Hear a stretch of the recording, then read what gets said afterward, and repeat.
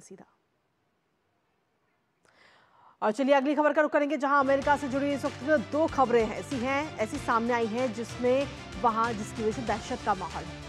दरअसल बीते कल अमेरिका के न्यू ऑरलियंस की बार्बर स्ट्रीट में नए साल का जश्न मना रहे लोगों को एक ट्रक ड्राइवर ने टक्कर मार करके कुचल दिया था।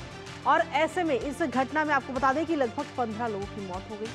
तो वहीं दूसरी तरफ लास वेगास स्थित ट्रंप इंटरनेशनल होटल के बाहर टेस्ला के साइबर ट्रक में विस्फोट हुआ और अचानक आग लग गई, जिसका एक वीडियो भी सोशल मीडिया पर इस वक्त जमकर वायरल हो रहा है।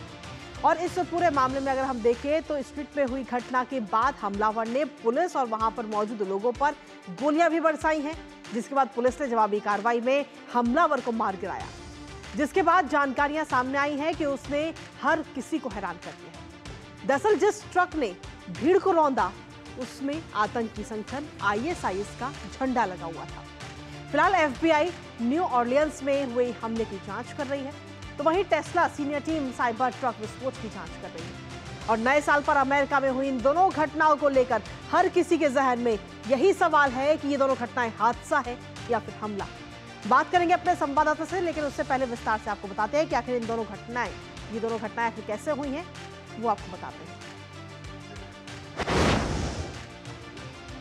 तो हमले की क्रोनोलॉजी को आपको समझाने की कोशिश करते हैं कि अमेरिका के न्यू ऑरलियंस में ट्रक ने भीड़ को रौंदा है। ये भीड़ दरअसल वहां पर पहुंची हुई थी और वहां पर नया साल का जो जश्न है वो मनाया जा रहा था। 15 लोगों की मौत इसमें हुई है और 30 लोग जख्मी बताए जा रहे हैं। इसके साथ ही अगर हम देखें इस हमले की जब बात कर रहे हैं, तो हमलावर ने इस लोगों को रौंदने के बाद में वहां पर जो लोग मौजूद थे उन पर अचानक से फायरिंग भी की है। और फायरिंग के साथ साथ पुलिस पर भी ये फायरिंग की गई है, जिसके बाद पुलिस ने जवाबी कार्रवाई की और जवाबी कार्रवाई में इस हमलावर को मार गिराया गया। और जब मार गिराने के बाद में इस ट्रक की पूरी जांच की जाती है, तो इस ट्रक में से निकलता है ISIS का एक झंडा, जो कि कहीं ना कहीं अपने आप में कई तरीके के सवाल खड़े कर रहा है। और इसके बाद ही ये सवाल उठ रहे हैं कि आखिर ये हमला था या हादसा। FBI ने फिलहाल प्लेटफॉर्म X पर एक बयान भी जारी कर दिया है और इस बयान में कहा गया है कि इस ट्रक से इस्लामिक स्टेट का झंडा और कई हथियार बरामद किए गए हैं। FBI ने जब इस ट्रक की पूरी जांच की तो इसमें एक झंडा भी मिला और साथ ही कई सारे हथियार मिले हैं, जिसके बाद में इस पूरे हमले की चौतरफा निंदा की जा रही है। और इसके साथ ही लास वेगास में जो विस्फोट हुआ है कार में, उसकी तस्वीर इस वक्त आपको दिखा रहे हैं। लास वेगास में साइबर ट्रक की विस्फोट हुआ है। टेस्ला कंपनी का ये साइबर ट्रक था, जिसकी तस्वीर भी इस वक्त हम आपको दिखा रहे हैं किस तरीके से विस्फोट होता है और फिर उसके बाद इसमें आग लग जाती है। और इस हादसे में एक की मौत हो गई है, साथ ही 7 लोग इसमें घायल बताए जा रहे हैं। तो ऐसे में फिलहाल FBI जो है इस मामले में भी पूरा जांच कर रही है और साथ ही टेस्ला की टीम भी इस मामले में जांच कर रही है। बाइडेन का क्या कुछ कहना है इन दोनों हादसों को लेकर, वो भी आपको सुनाते हैं। Our hearts are with the people of New Orleans after the despicable attack that occurred in the early morning hours.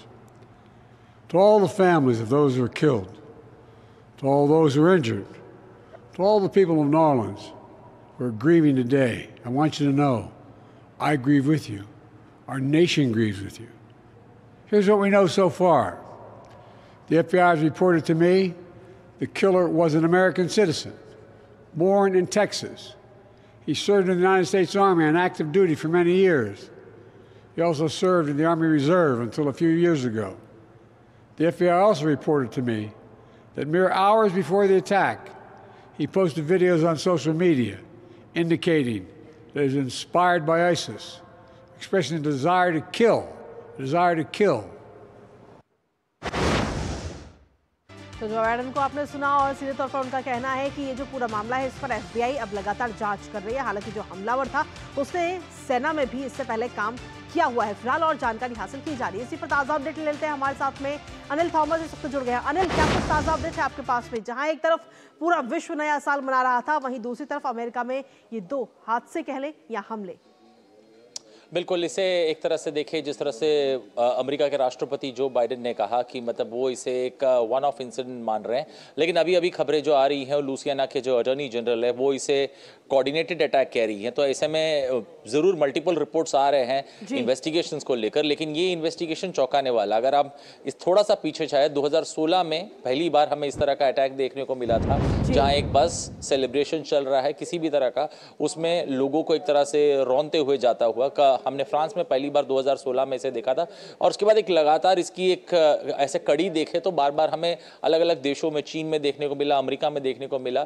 और ये अब जो न्यू ईयर के टाइम जो हुआ, ये दिल दहलाने वाली बात है। और ये भूलना नहीं होगा क्योंकि ये जो सिटी है न्यू ऑर्लिन्स और लुसियाना में जो आता है, ये पूरी तरह इनकी इकोनॉमी जो है पूरी तरह वो पर्यटकों पर निर्भर है। ऐसे में ये इस तरह का एक हादसा होना पूरी तरह से वहां के लोगों को ही नहीं, और जिस तरह से एक टेररिस्ट अटैक की बात अब ठोस तरीके से FBI कह रही है, तो ऐसे में और इसे मल्टीपल सोर्स के रूप पर देख रही है। मतलब ये अटैक को लिंक करने की कोशिश हो रही है जो लास वेगस में हमें अटैक देखने को मिला। तो ऐसे में जरूर इसका जो स्कोप और वो रेंज है वो बढ़ता हुआ दिख रहा है। और ऐसे में बड़ी मुश्किलें होंगी क्योंकि जिस तरह से लोग वहां सेलिब्रेट करने के लिए आए, उनके दिल में जरूर एक दिल दिलाने वाली बात है। और वहां सुपर बोल होना है, सुपर बोल का मैच भी पोस्टपोन्ड हो गया है। जी, जब FBI इन दोनों मामलों में जांच करे तो क्या कुछ और निकलकर सामने आता है, ये देखना होगा। फिलहाल बहुत शुक्रिया अनिल, तमाम अपडेट्स साझा करने के लिए।